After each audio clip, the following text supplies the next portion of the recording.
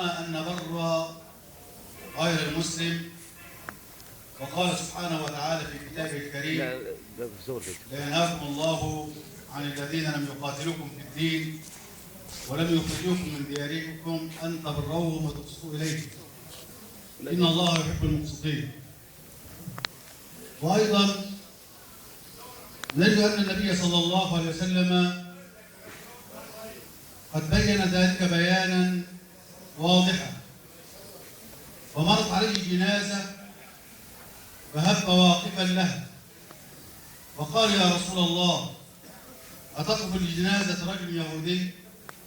فقال صلى الله عليه وسلم: أوليست بنفس؟ فالإسلام لا يعرف كما قلت التعصب، إنما هو دين التسامح، دين المحبة، دين الأخوة. ولذلك مر سيدنا عمر بن الخطاب مرة ووجد رجلا يتسول، فسأله وقال له: يا هذا من أي أهل الكتابين؟ قال: هذا رجل يهودي.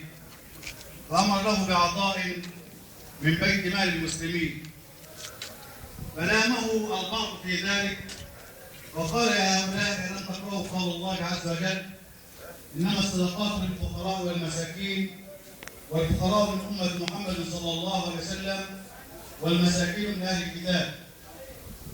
ثم إننا نجد أن الله سبحانه وتعالى أخبرنا أن أقرب الناس لنا هم النصارى، وقال سبحانه وتعالى: تجدن أشد الناس عداوة للذين آمنوا اليهود والذين أشركوا، ولتجدن أقربهم مودة للذين آمنوا الذين قالوا إنا نصارى.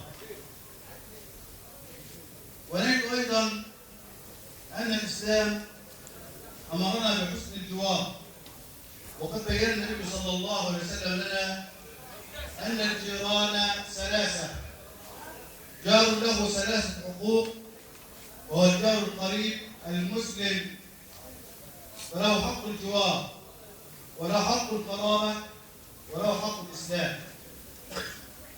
وجار له حقين، وهو الجار المسلم فله حق الإسلام وحق الجوار. وجار له ثلاث حقوق، وهو الجار غير المسلم فله حق واحد، وهو جار غير المسلم. ولذلك نجد أن النبي صلى الله عليه وسلم وصانا بالجار حتى ولو كان غير مسلم، وقال: ما زال جبريل يوصيني بالجار حتى ظننت أنه سيورثه.